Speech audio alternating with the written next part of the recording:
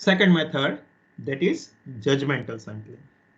So judgmental sampling is a advanced form of convenience sampling. कि भाई एक step हम आगे जाते हैं कन्वीनियंसी से. So is a form of convenience sampling in which the population's elements are selected but based on the judgment of the researchers. So now as a researcher आप यहाँ पे क्या करने वाले हो? You are going to make a certain judgments.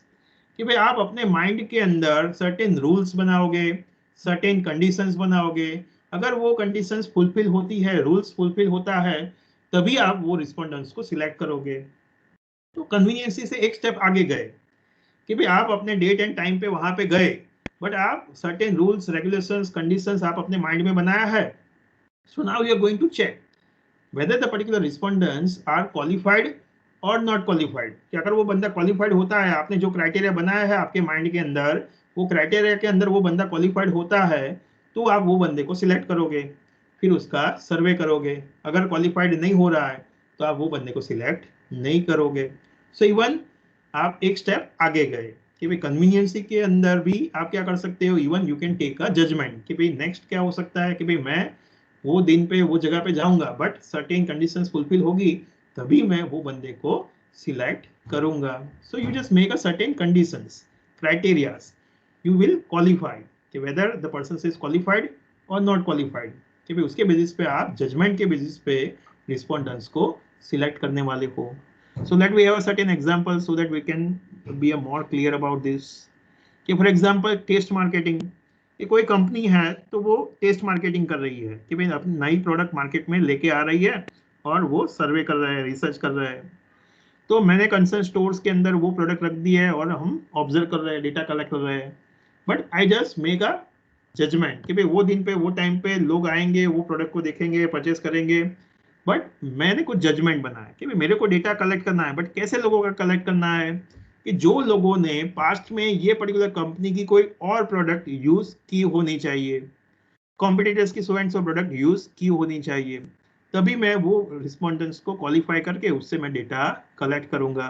तो even test marketing के अंदर भी आपने क्या किया, वहां पे डेटा कलेक्ट करोगे, रिस्पॉन्डेंट्स से इंफॉर्मेशन कलेक्ट करोगे, बट आप सर्टेन कंडीशंस देखोगे कि भाई उसने कोई और प्रोडक्ट ये कंपनी की यूज की है कि नहीं की है, कॉम्पिटिटर्स की यूज की है कि नहीं की है, तभी आप उससे क्वेश्चनर फिलअप करवाओगे.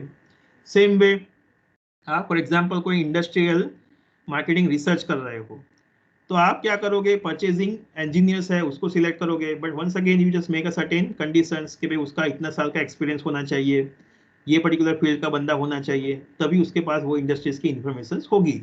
तो you just make a certain judgements, criterias based on which you are going to select them.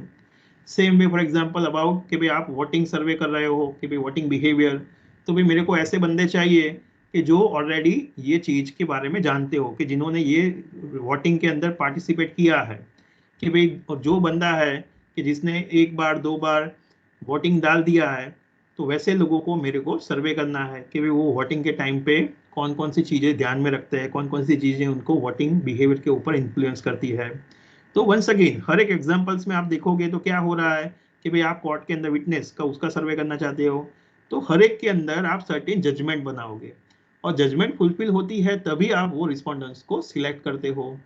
हमारे एग्जाम्पल्स में फॉर एग्जाम्पल कि भाई I want to do the survey of about the mall, कि भाई mall जो है, रिटेल स्टोर्स है, वो कैसे लोग सिलेक्ट करते हैं, उसका मैं सर्वे कर रहा हूँ.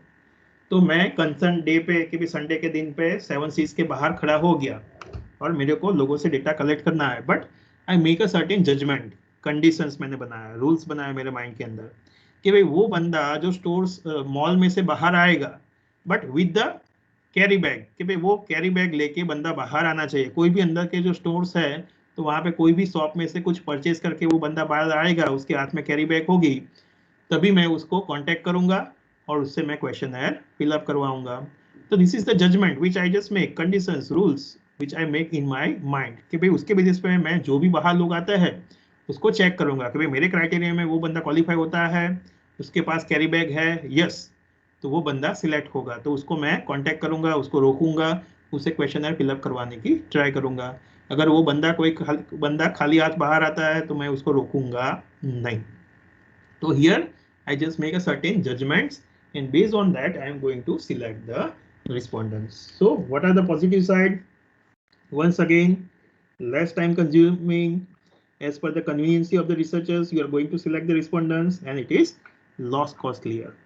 But limitations is once again same, the subjectivities are always there. Subjectivity के चांसेस, बायसनेस के चांसेस वहां पे है. सेम एग्जांपल पर्सपेक्टिव से कि भाई यहाँ पे क्या करोगे, आप जजमेंट लोगे कि भाई हमारा स्टूडेंट वाला एग्जांपल कि भाई मैं मेरे स्टूडेंट्स का सर्वे करना चाहता हूँ कि भाई मेरे को यंगस्टर्स का सर्वे करना है अबाउट द मोबाइल्स एटीट्यूड, कि भाई मोबाइल के बारे में वो क्या सोचते हैं, तो वो सर्वे करना है. बट यहाँ पे मैंने क्या किया, सर्टेन जजमेंट, सर्टेन कंडीशंस बनाया कि भाई मैं क्या करूंगा, हर एक डिविजन्स में देखूंगा कि भाई वहां पे वो कंसर्न ग्रुप के अंदर जो बच्चा सबसे ज्यादा एक्टिव होगा, सबसे ज्यादा सोशल साइट्स के ऊपर एक्टिव होगा, तो उसको पर्टिकुलर टेक्नोलॉजी का नॉलेज ज्यादा होगा, तो वो टेक्नो से भी बंदा है, तभी अगर मैं उसको सर्वे करूंगा, तभी मैं उससे मोबाइल के प्रति एटीट्यूड का क्वेश्चनर फिलअप करवाऊंगा.